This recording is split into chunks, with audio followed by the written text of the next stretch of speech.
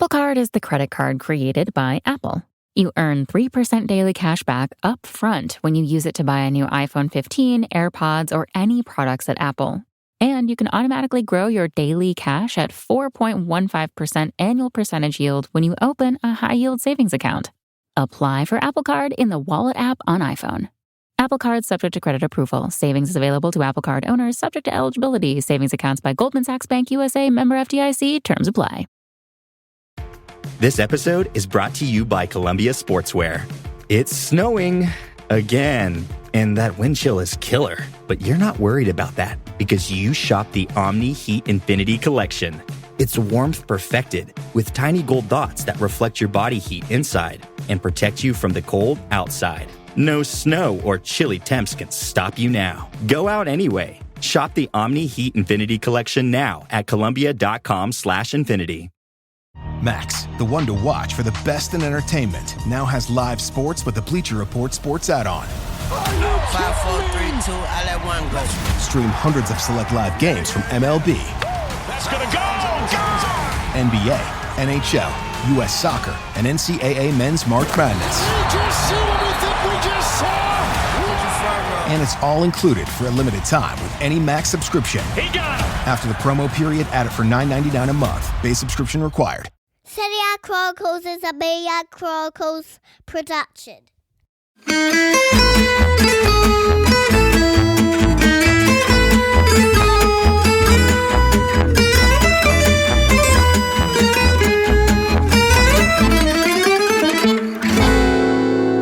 Hello and welcome to the Serie A Chronicles podcast. It's me, Nikki Bandini, struggling to see through my fringe at the moment because I've not been cutting it and I am struggling to see, but always aware of the wonderful presence of Mina Azuki with me here for this week's podcast. Mina, I don't even know where to start this week talking about light, frivolous stuff like I like to at the beginning of the podcast. Feels a bit strange because there's a lot going on in the world. Can I just say something, hun? You're in a cardigan. Aren't you boiling? It's like sunny outside and it's spring and I'm in, No. Where do you live up there in London? Is it suddenly tropical up there? I don't know what it is, but I feel like it's really hot and it's really not. Yeah, it's like 11 degrees. But it's like beach weather for London at this point. Yeah. But when you do TV or when you do like any form of broadcasting, do you just start sweating frivolously, like nonstop? But I don't know how you keep it all together and you're still like wearing your cardigan and, To be fair, it is actually quite warm in here, but that's because I have left the heating on, which I didn't actually mean to do and shouldn't leave on this long in the day because it's so expensive. So expensive. I didn't have it on literally all day yesterday. I haven't switched the heating on since December. My sweat's enough. You're like an internal radiator though. Like you are literally just made out of like heat somehow. There's your insight into Mina. This is not new to me. Mina will like say she's hot and you'll be like, Mina, it's like 2 degrees. And she'll be like, yeah, she's got a different gauge to the rest of us. Absolutely. I keep the whole house warm. But I tell you where it is heating up, Mina. At the top of the Serie A table. Woo, woo. Hey, you see what I did? We had, actually, I mean, to be honest, that's probably the wrong way of putting it because we had another week where both Milan clubs managed not to win. And I was beginning to think, are we ever going to have anyone at the top of the league win again? But then on Sunday night, the big game, I think, for this week, or the standout game, Lazio against Napoli.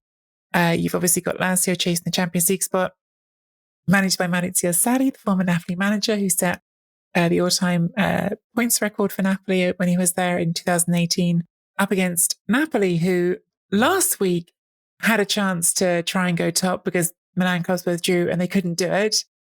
They drew with Cagliari on Monday. They got another chance to do it when both Milan clubs drew again. And they go ahead through Lorenzo Insigne. Then in the 88th minute, they concede and you think it's happening again. It's going to happen again that everyone draws and nobody wins. But instead what happens is after we and others question whether this team had the mettle to come through in moments like this, they do come through in a big moment. Fabian Ruiz with a wonderful, I mean, every goal in this game was wonderful, but a wonderful goal to win the game. Mina, before kickoff, Luciano Spalletti said that his team was at a crossroads. He said that we're we can either go down the path where everyone forgets about us, or we can go down the path where we stay in the heads of our fans forever. Are Napoli finally heading off down the path towards a team that we remember forever? You know what's really interesting is that there's never... You make judgments about a side, but it's never more fun to watch than when they go against the grain and do something that surprises you. Football is at its best when it's the most unpredictable thing. And for me, when I saw that start and the fact that Lazio had like a chance to go to 2-3-0 up in 10 minutes, I thought, oh God. I mean, Spalletti said this, you're right, the crossroads. And it was all Lazio in the beginning. And weirdly enough, I actually thought it was going to be the other way around. I thought Napoli was going to start off really well. Lazio were going to get back in the game. And I didn't know how this was going to end, because in my head, Lazio was so bad after playing midweek. I saw Napoli completely fall, obviously against Barcelona, and exposed a lot of their defensive weaknesses. So I didn't know. But there's another part of me that also thinks when Maurizio Sarri seems to play his old club, he always, throws it away, basically. But Lazio was stunning to begin with. They were perfectly vertical, but also played Sarri's football. They rotated the ball so heavily. They created so many good chances. Zaccagni was just sensational to watch. There's a part of me that just thought that they took too many touches sometimes, and they wasted several opportunities to really take that first half and show the impact that they made on the game. Napoli took a full, 20 minutes to get themselves adjusted into the game, to find their feet and really show you the rhythm of their play and the fluidity and all of it. And yet I didn't understand how Lazio could not have scored. And it started to give me, I'm going to be honest with you, I'm a little bit worried about the lack of finishing in Serie A, because we've seen Inter not being able to score their goals. We've seen a lot of teams create so many opportunities like Roma and obviously Lazio in the first half, and none of them finishing it off. So I'm thinking, what's going on here? Why is nobody scoring goals anymore, But Napoli in the second half, Insigne throughout the match. I mean, you know what I feel about Insigne. And the man was so heavily booed after Barcelona. And rightfully so, because a lot of the time you want your leader to stand up and say, listen, I'm going to win this, I'm going to do this, or I'm going to take charge of the situation, at least even from a mental point of view. But in this match, he was absolutely spectacular. Just always found himself space. If anything, I didn't feel like the team did enough to really put him in the situations that he needed to be. I thought a lot of the time his communication with Mario Rui wasn't working. I thought a lot of the time he found himself all alone in space and no one was picking him out. It was really driving me crazy. And Lazio had that perfect ability to counterattack and hold possession. They were beautiful. But the second half, Spalletti changed everything, really made it difficult for Lazio to go on the counterattack, blocked all their paths, were much better in their pressing game, and an ability to play out the ball from the back, which they suffered with at Barcelona and suffered with in the first half, corrected all the mistakes they made. And we see the difference. We saw character, and I think they have to be applauded for showing their mettle, and credit where credit's due. Finally, you live up to a little bit of the potential we all know that Napoli has. I mean, this was my obviously most entertaining game I thought of the weekend. I definitely think Lorenzo Insigne is one of the big stories in this game. I don't know if I thought he was brilliant all through the game, because right at the beginning, it seemed to me like part of the plan for Lazio was to flood that right-hand side. So it was like Milinkovic-Savic was really encroaching some of the time on the right side. And you got these extra bodies on that flank, and it was sort of forcing him backwards a little bit into the space, into the space where Mario Rui was. But certainly as the game went on, he grew into it brilliantly and was absolutely pivotal to Napoli winning. And I think one of the things that we've touched on in this podcast, but hadn't maybe dwelled on as much as some others, he hadn't scored a goal from open play in Serie A this season. He scored one goal in Serie A in the Europa League from open play. All of the rest of his goals this season, 7 goals, all from the penalty spot. And for him to score that goal that put Napoli ahead the first time and to take it so well, it felt like in that moment, like you said, he was booed off after the game against Barcelona. And by the way, we haven't mentioned that properly. I mean, dismal against Barcelona in the Champions League. Hugely disappointing as a team. Like I thought, you've drawn away in at Barcelona. This is a moment for them there's a whole conversation to be had about that, including the fact that I think Barcelona might actually be turning a corner. It's partly their story, not just Napoli's story. Absolutely. But I think for him to score that goal is one of those things that is almost the biggest takeaways in this game for me, because he takes that goal. Within about 5 minutes, he's got the ball in the net again. It's still at this lad for offside. But my question is like, will that change everything? Does that mean that now for the rest of the season, you get an Insigne who's more liberated, who's remembered how to score goals, who feels like that pressure is off him that's been there before? But again, the fact that he had the ball in the net again right away just makes me think, oh, is that another thing? And how much, Mina, do you think this Napoli team, because we did talk about this before, how much this Napoli team actually, it's everyone's there now. They've got everyone back from the Cup of Nations. They don't have to worry about the Thursday, Sunday or Thursday, Monday schedule because of the Europa League. Are they primed? Are they primed to take this home now? Napoli are such a hard team to figure out because I don't think they have any issues on a technical. You don't believe in them. You don't believe in them, do you? I don't believe in them, and I don't believe in Spalletti either. Like, not because I don't think they're brilliant. I think Spalletti is probably my favorite coach on a tactical level. I think he's exceptional. I feel like Inter started their project so well because they chose him. I feel like he made Roma one of the most exciting. I have a lot of love for Spalletti, but there is that element of, I don't believe in him. I'm sorry.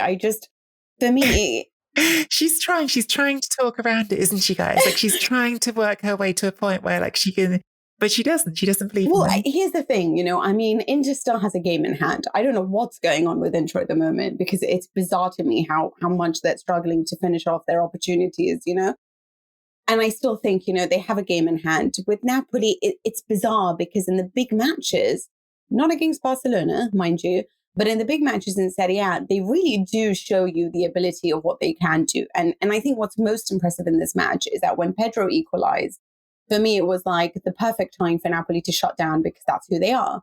But they didn't. And they actually looked for the winner. And they actually still thought to themselves, we can do this, and still played with the type of lucidity that we haven't seen from them. Because usually they do surrender sometimes to their emotions and lose that aggression or desire that they have. But they didn't on this occasion, and I thought that's interesting. And I wonder whether it is because they're facing Lazio and whether or not they would have done the same if it was like a Spezia or Cagliari, although we can't really say that about Cagliari these days, But it's almost like they raised their level. They have been impressive against the top teams. They really have, against your Juves, your Milans, your Lazios. But where they struggle is against like the teams that they are supposed to really dominate from start to bottom, like your Cagliari, I mean, for me, I just think it's impossible that you would do that last week. And I haven't yet gone over it. So there's no point to pull out these wonderful performances if you then are going to just disappoint me against the smaller teams. So I don't know, because right now I think they are an exceptional side. Fabian Ruiz with another goal from outside the box, and Insigne, so impressive. But it's like making top four. You just needed to beat a weak Hellas Verona and you couldn't do it. So I don't know how much I believe in them. Well, let me colour this as Luciano Spalletti might colour it by saying Cagliari, who are unbeaten in 5 games, who've won away to Atalanta in that run of 5 games, who just beat Torino this weekend 2-1. It's easy to look at them and say they're 17th in the table, but I'm just playing devil's advocate because I'm not sure I believe in this team either. I want to believe in this team. I really want to, because I think there's so much good there. And thrilling stuff as well. We've talked about Insigne, but thrilling goal from Fabian. I thought there was a real character in the way they responded to conceding that goal at the end and coming back. There's so many things going on in this, isn't there? Because like when I look at it as well, I'm like, yeah, but they could have been 2-0 down inside 10 minutes. Exactly. They started so badly. There is unevenness there. They were bad against Barcelona. I was really disappointed with the Barcelona game. What do you think of Osimhen? Like, they're big stars. Do you think they're enough to carry them through? I really, really like Osimhen. I don't always feel like the system has been worked out. Against Barcelona, I thought Osimhen was one of the only bright sparks. But it was a bright spark in as much as that when they could get the ball to him, you could see that there's a talented footballer on the ball and maybe something will happen. And he does get a penalty in that game, right? Like it's his run that gets the penalty. But there was no connection between him and the rest of the team. And then you come into this game against Lazio, which is not against an opponent of such a high standard. And he wasn't really a factor in this game. He did have one chance in injury time before Ruiz's goal, which very nearly won the game. Actually, it was a great block. But other than that, he didn't do much all game. So there is sometimes this feeling of does it all fit together with him? But I think his talent is immense, and if he's not working, that's, in my opinion, that's a team problem more than a him problem. And I do think one of the things that Lazio did very effectively in this game was absolutely smother Piotr Zielinski, and Zielinski disappeared in this game. And it was interesting that I love Zielinski, by the way. He's another player I really like, but disappeared in this game. I am. I think he's brilliant, but he wasn't in this game. And the second he goes off, Elmas comes on, intercepts a pass, and then gets the ball back from Politano and sets up the first goal. So there was a big pivot, actually, when Zielinski goes off, the game changed. But I mean, there was lots of really strong performances from Napoli in here as well, worth saying. I think Fabian Ruiz was having a good game even before the goal, but the goal is brilliant. The goal is, when you watch it from behind the goal, really like one of those angles. There's three defenders between him and the goal, and he finds the way of getting it around them into the bottom corner. The goal scored for Lazio by Pedro is maybe even better. It feels less good because he's not the winner, but it's a brilliant strike. Stunning. And he, seconds before that, had another effort from outside the box saved by Spina. That whole last part of the game was great fun. It's a really fun game of football at the end. Maybe feels a bit less fun to Maurizio Sarri. I mean, he said afterwards, at least it wasn't what happened last time they played, because the last time they played, they lost 4-0. But I think he was also very frustrated and felt like they should have taken their chances and won the game. I do worry about, it was very strange because I thought that they had such strength and courage on the ball in the first half. But in the second half, it's like the pressure kind of got to them and they got a little bit emotional. And then it became very chaotic, and they were terrible on the ball.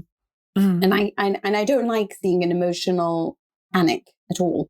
And I see that a lot when Sarri's a coach. So I don't know what's going on there. But I needed them at that exact moment to just sort of take a breath and say, right, we know how to do this because we were tremendous especially in the first 20 minutes of the first half. We can do that. It needed to be resolved by a stunning goal, like you said. They, and I think there's been a lot of backlash of the way that, Maurizio Sarri dealt with the midweek fixtures and saying stuff like, oh, well, it's good that we were out of the Europa League, now we can train. It's interesting because, the sporting director, Tare, came out and said, if you listen to the speech that he was giving the team and about how much it was necessary for them to beat Porto, you wouldn't be saying these things. But there is a lot there that's beautiful from Lazio. And I wonder whether having now potentially a full week will make them interesting. People are saying they're already out of the top 4 race. I don't think that is true necessarily. It's just that there's a lot of competition right now, and they're really very good teams ahead of them. So it's interesting to see how this is going to go, because it's good from a point of view of who's winning the league and who's going to finish in the top 4, because it's every week I believe more in a team and I believe less in another. So, and then I change that all over again. So all I can say to you is I hope you're not betting on this league, because you must be broke by now. So just to because I don't know if I've actually said it, to say it, Lazio drew 2-2 with Porto in the second leg of their Europa League tie. They lost 4-3 on aggregate. I don't think they deserved more than they got, but I also think that they had chances. So it was one of those games where if they'd been more effective in front of goal, they could have won that game. And I think there was, definitely some sort of, I feel like there was some feeling in that Lazio team in the first 10 minutes against Napoli, actually, when they didn't take those chances. It was almost carryover. It was almost like, oh, we're still not taking these chances.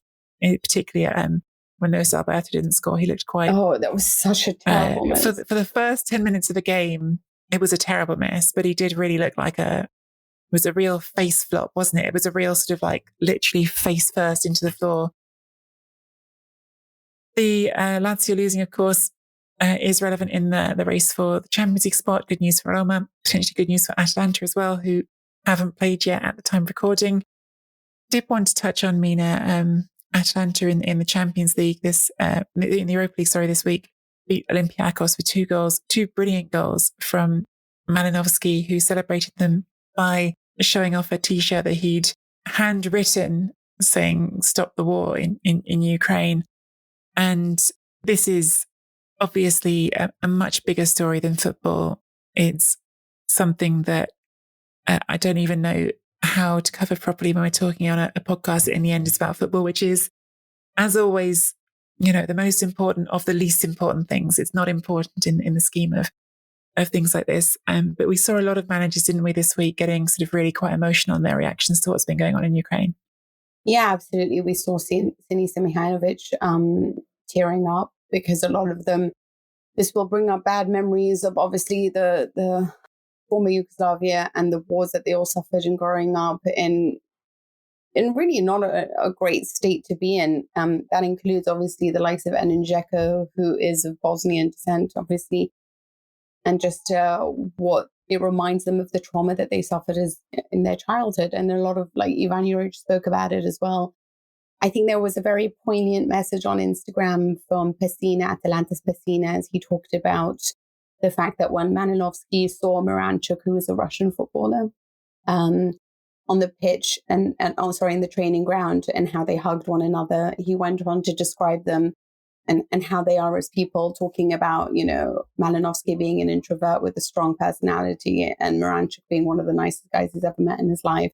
And the fact is that we are a family and things happen and governments choose to go in directions that we may not agree with, or I don't know, whatever your stance is, but it doesn't change how people feel about one another. And Atalanta is a family that, both players from 2 of these nations. And yeah, I mean, it's a terrible thing that's happening in this world. At the end of the day, you're right. It's a very difficult thing to cover.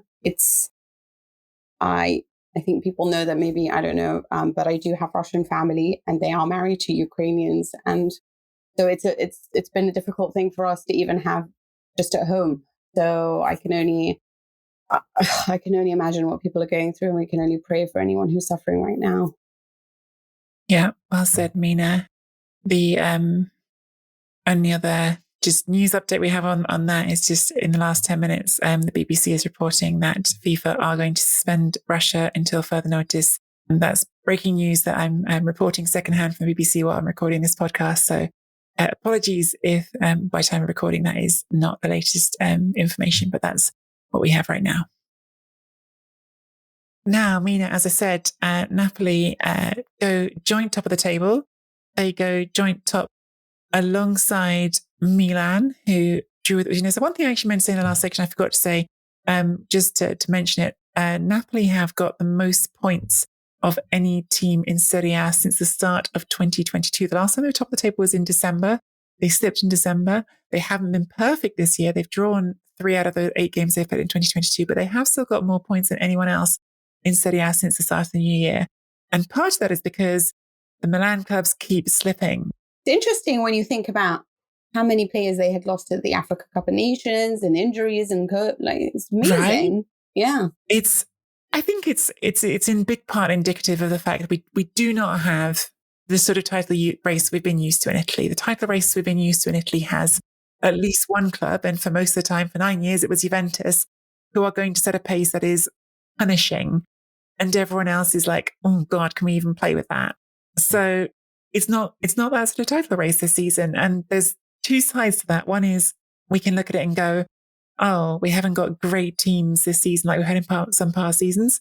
But the other side of that is we have a title race. And Milan against Udinese, this really, for all that we have hammered Napoli with that line about, have they got the metal to see through games? Milan led in this game, Mina. Rafael Leao did what they needed to do. They get ahead. They're at home. How do they not turn that into 3 points? Yeah, I agree with you. But I'm going to make a weird point with this, but someone was saying to me, like, Italy is going to defeat Portugal, right? This is assuming, obviously, for the World Cup qualification that Turkey get defeated by Portugal and that Italy managed to overcome North Macedonia to face each other. And I said, oh, I don't think so. And they said, well, if Portugal's in this in this struggle, then it means they didn't do well enough. And I said, no, actually, they did do well enough. They did get the goal. It just the referee didn't see it go over the line. And so that's why they find themselves in the playoffs, whereas Italy didn't do enough. They didn't score their penalties.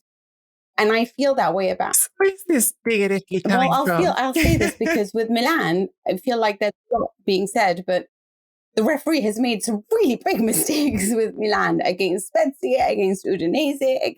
I just feel there's been a lot of moments where I do feel that they've been robbed of points. So I don't know whether it's a case of like, I'm going to sit there and blame them for their mentality, because I think on the whole, their mentality for the level of technical ability they have within that squad it's outweighed. They have outperformed what I think that they're capable of in that team. I think they have very good players, but I struggle to really look at many of them and think to myself, they are stars in the making, and yet I think that they have done tremendous things, even in the Champions League against Atletico and Liverpool, against teams that are much, much more equipped and much higher paid than they are.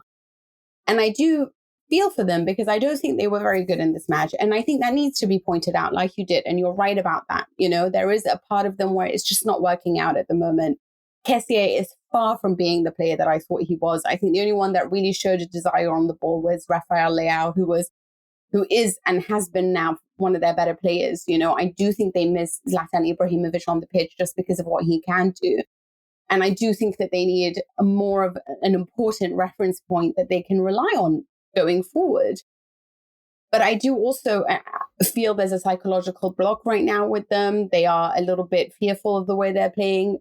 But again, I think about this and I think it's a handball, so, I just not even just even the playing of the advantage, the referee messed up quite a bit. So I don't know how to look at this match because I don't know what to feel about Milan, I don't think as a team, they are good enough or better than Napoli and Inter to win this.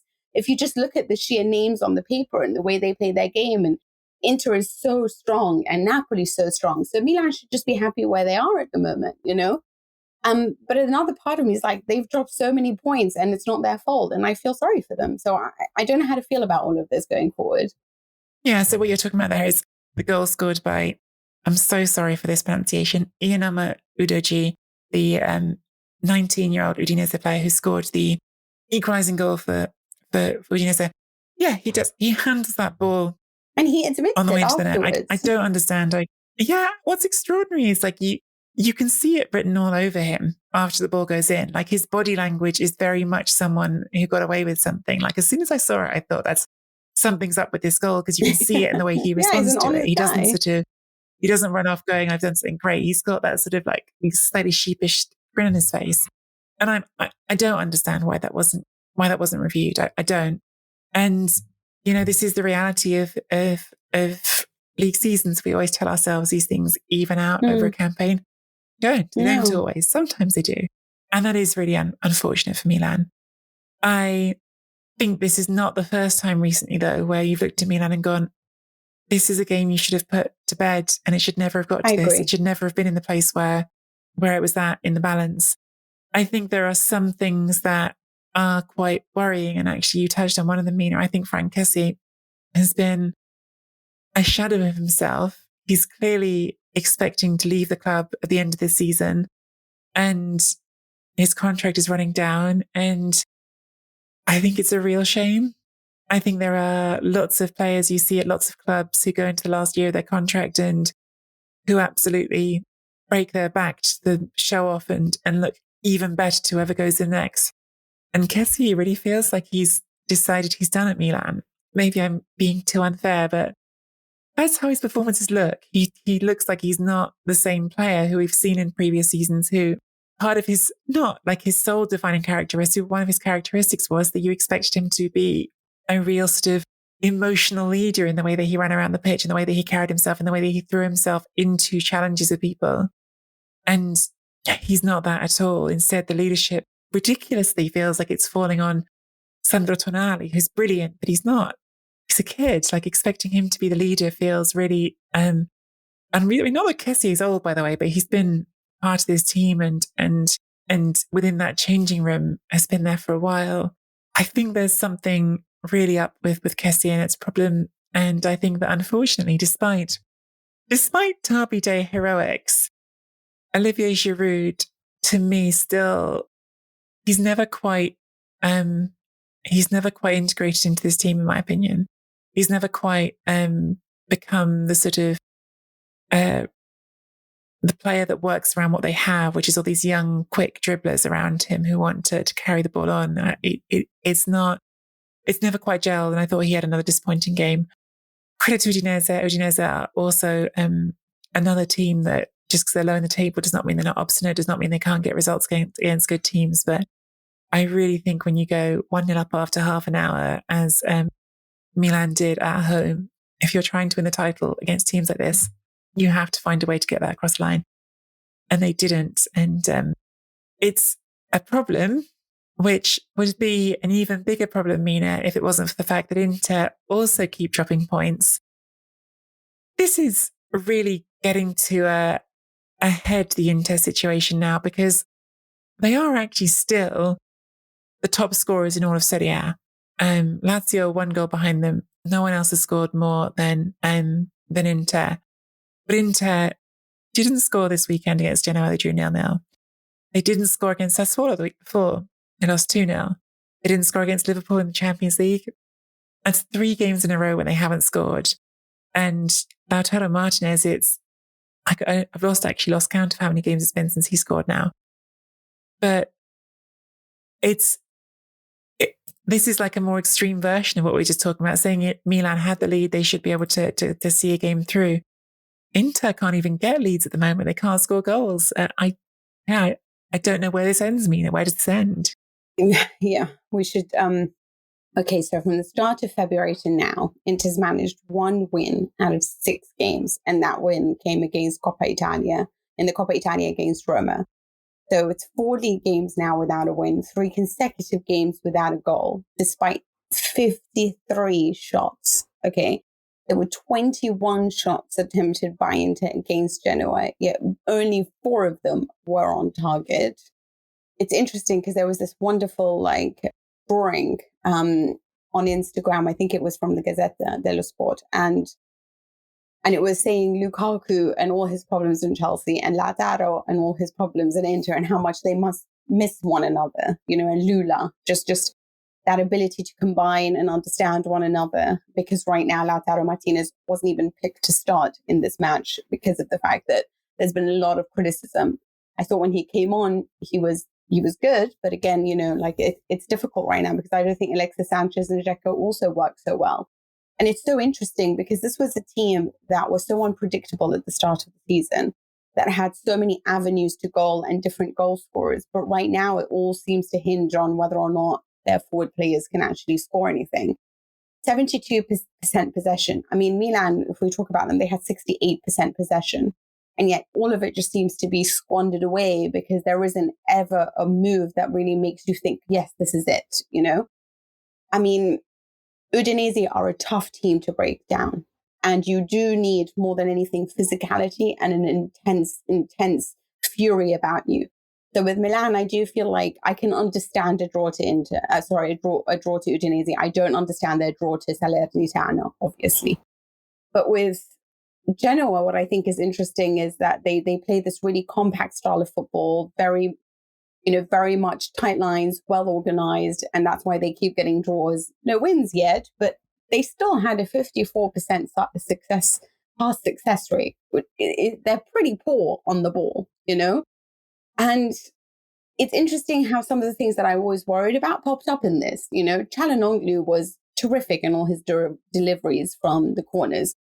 And they would score one every 5 corners, they scored a goal. Now they had 14, they couldn't do anything from them. As soon as you were a little bit aggressive against Çalhanoğlu, he doesn't really perform to his levels. Brozovic, everyone was like, oh, well, he was missing last week and that was the problem. He was there this week. I didn't see the regular Brozovic that we know. He seemed irritable and a little bit slow and labored. I don't see Barella. I don't know whether, I know this sounds crazy, but what's so brilliant about Milan and Inter is that they always seem very unpredictable at the start of the season, both of them. Milan, I can say this over a number of seasons because it's always in the second half that they start to sort of a little bit, creaks start coming up and problems start to arise here. But I just feel like, have people clocked on to what they need to do? Have they been found out? Or are they now facing teams that are just better at neutralizing their strengths and playing for the draws, Or did we just have the start of the season where Genoa were hideous, Salernitana was hideous, Hellas Verona was hideous, and now they just got a lot better because they all got better coaches who know how to play a more even match, which makes me think, is any team in Serie A really that good? I think there's some of that. There was some really one-sided results at the beginning of the season. It does feel like some of those teams that are down the bottom are actually not pushovers anymore. Genoa have drawn 5 games in a row. Salernitana have drawn 4 in a row. They're not suddenly great teams, but they're certainly more resilient than they were earlier in the season. Having said that, I just, when I look at that Inter attack, and I know it worked earlier in the season, but when I look at Inter, who are still Serie A's top scorer, as I said, but who last season had what felt like this compelling, dynamic combination, not perfect, but often very effective combination of Lukaku and Lautaro up front. And I look at this weekend, and it's Edin Dzeko, 35 years old, Alexis Sanchez, 33 years old. Because, I mentioned about Martinez not scoring again, and he didn't, but he only played about 15 minutes. Alexis Sanchez told us that if he got to start, the monster would be unleashed, the lion would be out of the cage. He started the last 2 games, he hasn't scored. I don't know whether it's worth criticising, because in the end, Inter made the decisions they made because of financial necessity. They lost 200 and something million euros in the last year's accounts. They are owned by a Chinese ownership group who have their own financial obligations back home, who have restrictions imposed on them by the national government. They had to cut costs. But I look at this team, and in the last few weeks, I think to myself, you needed to act like Juventus did this January and do something to freshen that attack up. And even though they are the top scorers in Serie A, how many of those goals were piled up against some of the teams you were talking about who were in just such dire straits earlier in the season? And when you look at it in terms of absolute quality up front, whose attack are you picking out of the top teams? Would you pick Inter's attack over Napoli's attacking options? I wouldn't. Would you pick them over Juventus' options now that Vlahovic is there? I wouldn't.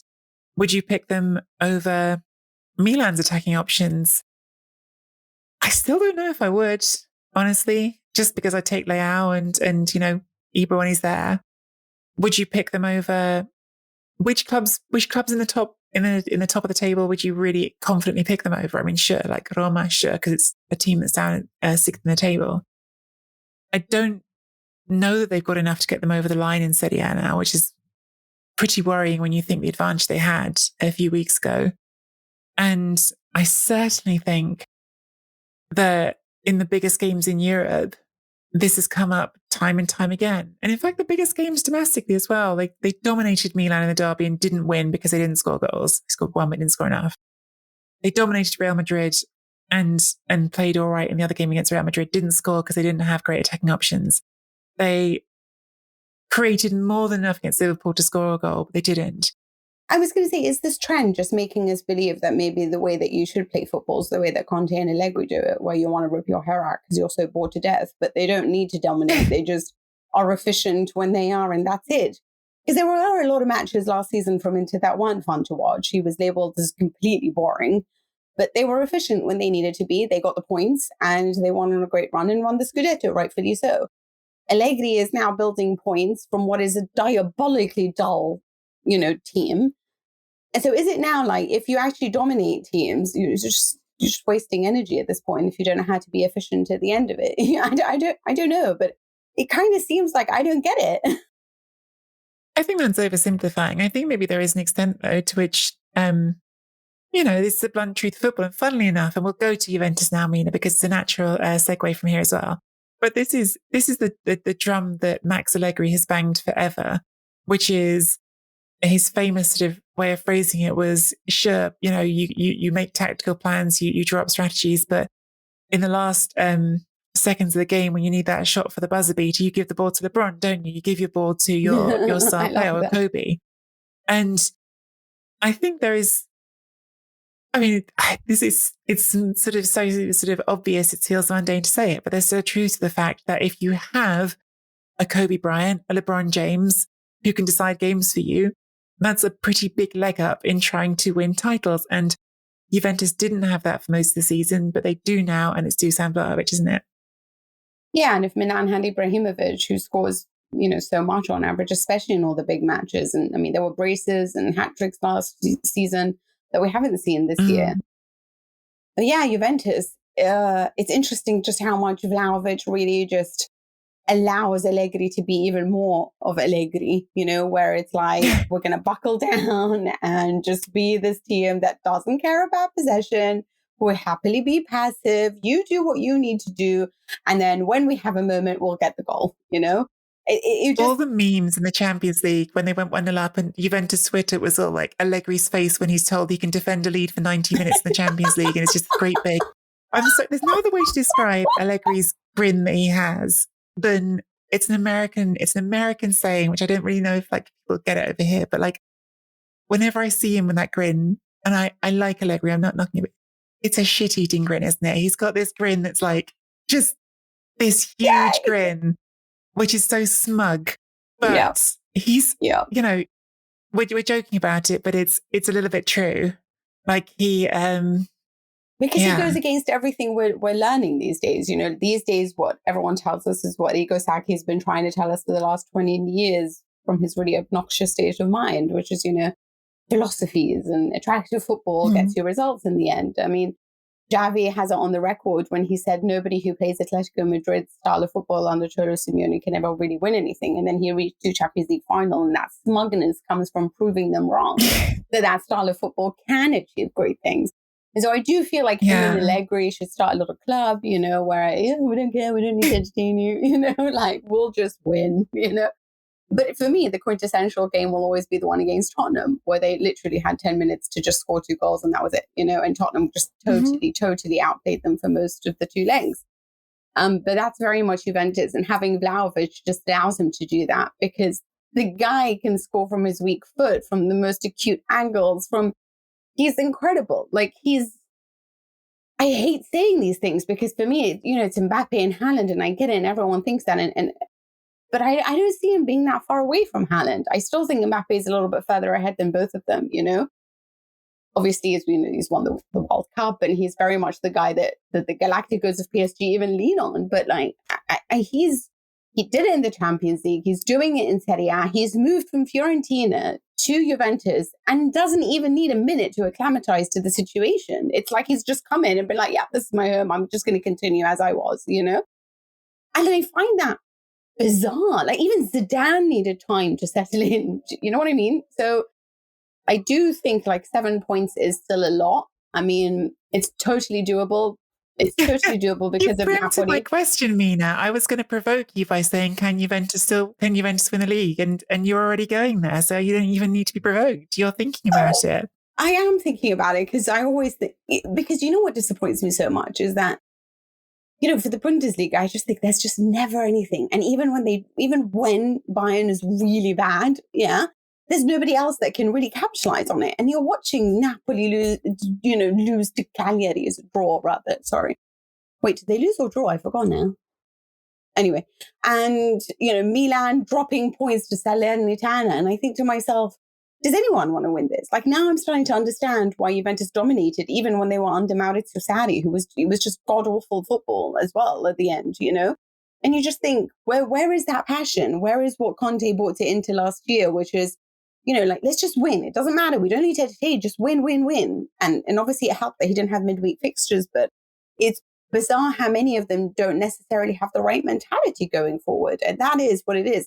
One thing I do want to point out that what upset me with Inter is they looked very tight in that match. And I hadn't noticed that, but you could tell that there was a lot of heavy breathing going on from certain players and a lot of resting on their knees. And I just thought last year they had Pintus, and Pintus is so essential because if you know anything about Juventus or Real Madrid, it's how much they invest in their conditioning coaches.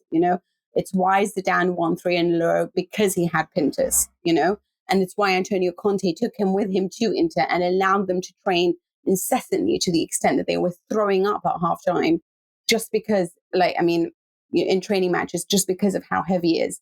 It's pretty much the same as what Ventrone was as well in the mid-90s with Juventus, and who is now at Tottenham Hotspurs, and why they are the hardest running team in the Premier League at the moment. It matters who your fitness coach is, because when it gets to the business end of the season, which is now, you're not supposed to be dropping points against the likes of Udinese or Salernitana or Genoa, you know? So what is going on from that level? They had several shots, so I don't want to blame their goals, because Inzaghi, because the tactics are not wrong, but they are tired. That means that when they are shooting, it's not precise. And so I wonder what's going on in terms of fitness. Meanwhile, Juventus is losing players left, right, and centre, like to the extent that they now have to play what we've all dreamed of, which is Locatelli with Arthur in midfield, you know? But they just don't have anyone else available. And they've got a Coppa Italia midweek. And I don't know. I don't know if they have enough, I guess, in terms of bodies to actually win the title if they wanted to go for it. You touched on the Coppa Italia there, Mina. For our Patreon subscribers like Chronicles Tifosi, we're going to have a little extra preview of the Coppa Italia semi-finals dropping into your podcast inbox this week. So look out for that one. And if you are keen to get in that one, well, you can go on the website, SerieAchronicles.com, and there's a button there to sign up. Mina, we are talking about a topic here that's come up, I think, in a few of these games. The resilience and the resourcefulness of top teams that find results at the end. Well, let me talk to you about a club you might have heard of called Roma, who were 2-1 down against Sassuolo and equalized in the 93rd minute, who were 2-0 down against Verona and came back to draw 2-2, who were 0-0 in the 97th minute against Spezia and got all 3 points. Surely, Mina, you can see now that Jose Mourinho is the truth and has got this team finding answers right to the end of every game. Oh, honey, you wanted to provoke me with Juventus, but you're provoking me now. Yeah, this is all because Mourinho is like so clever.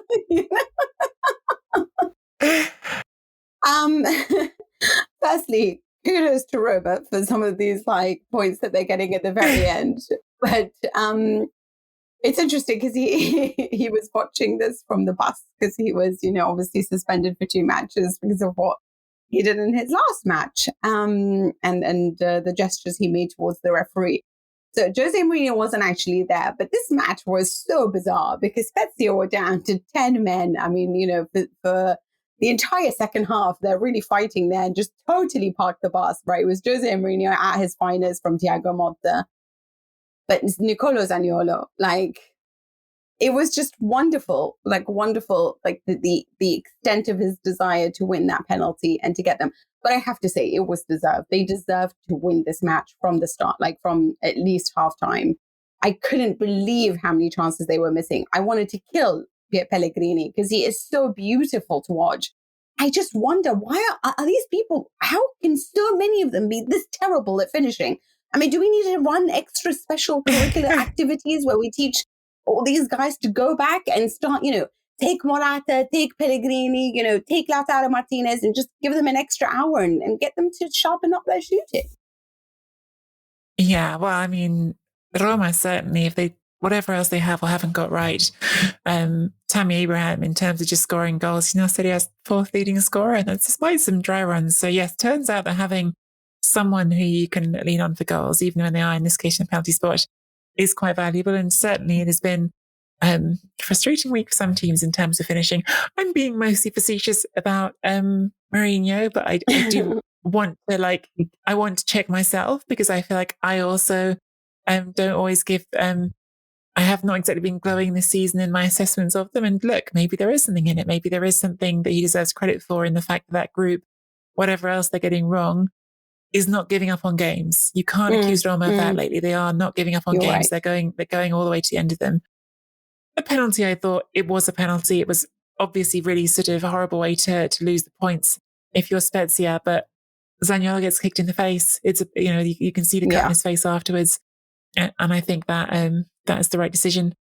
Reports in Gazzetta this morning linking Zaniolo with Juventus. As far as I can see, they're based mostly on the fact that he's been hitting that like button on Instagram. But who doesn't get jealous when they see their hot new beau clicking like on some old lady's Instagram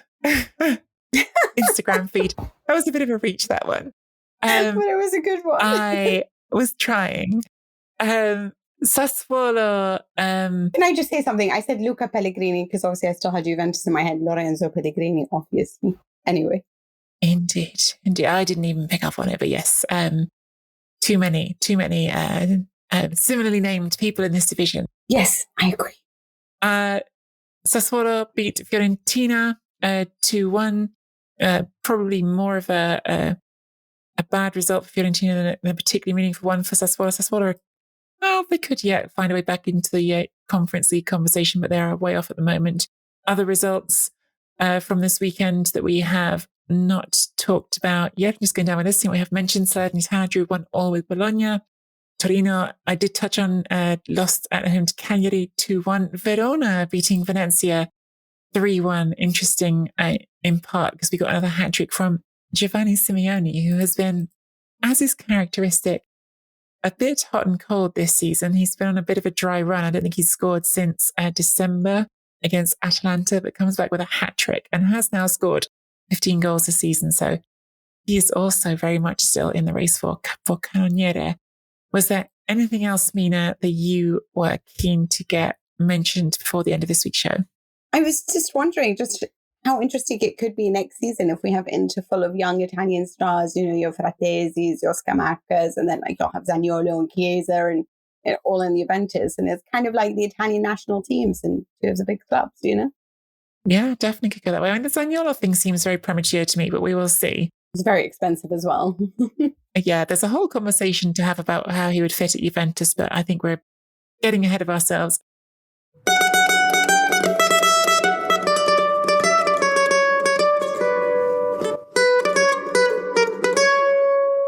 So before we sign off, I'm going to read a lovely message we got this week, Mina, from Chronicles Tifosi patrons Shane and Athena Kohlmeyer, and then Mini Dax and Kylo living in Sydney.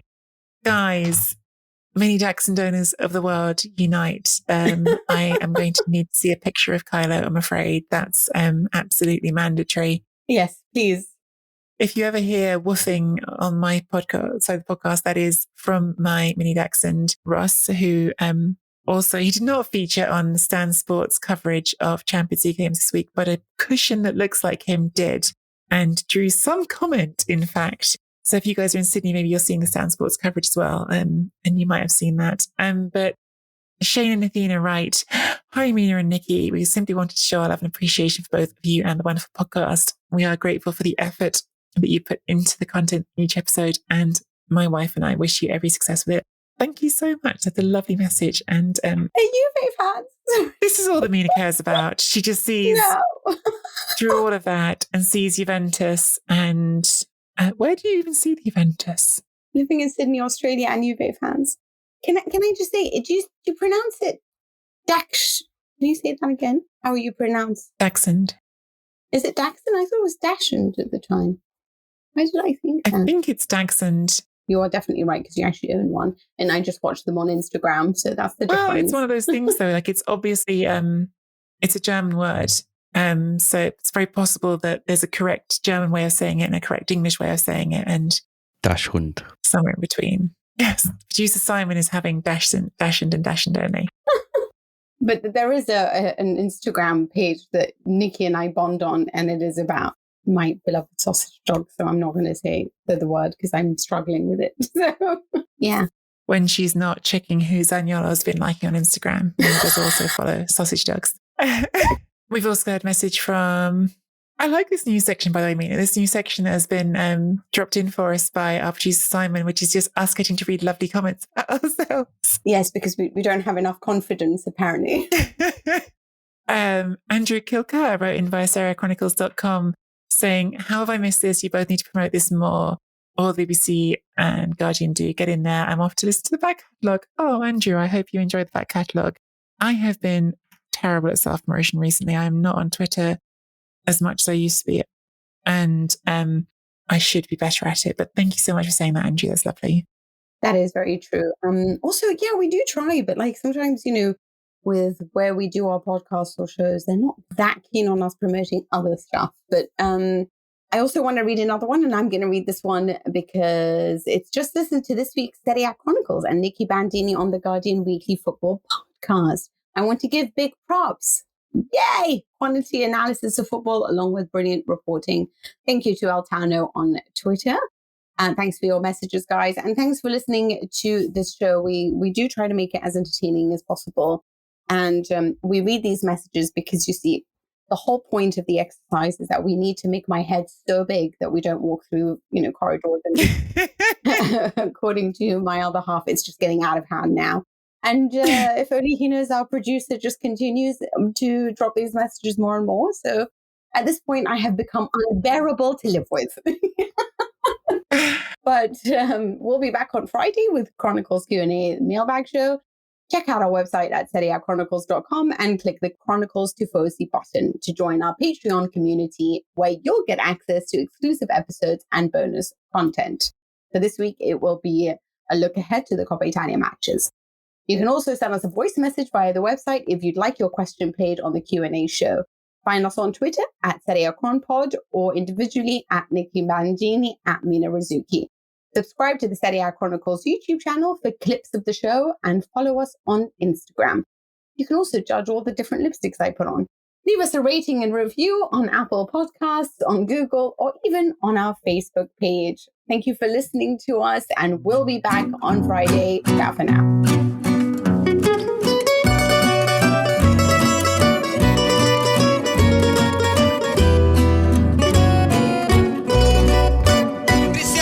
Raddoppio dell'Atalanta con Malinovskyi al 22esimo minuto di gioco. Olympiacos 0, Atalanta 2, il gol di Malinovskyi che si solleva la divisa sociale e mostra una maglietta con parole di solidarietà per l'Ucraina. Giornata non facile per Malinovskyi. No war in Ucraina, mi suggerisce il mio vicino di banco Andrea Riscassi, collega di Rai Sport, che ha gli occhi migliori dei miei, evidentemente è riuscito a leggere quello che c'era scritto sulla maglietta. E allora al 22esimo Olympiacos 0, Atalanta 2, il gol di Malinovskyi che indirizza in maniera nettissima la qualificazione della Dea verso la fase successiva dell'Europa League. A te, Cristiano. Sports Social Podcast Network. Seeing is believing, and you're not going to believe how bright and vivid the colors are on the Samsung Neo QLED and OLED TVs powered by the Neural Quantum Processor. Because this is an audio ad. Unless you can see it, which means you already have one. Nice. Samsung, more wow than ever.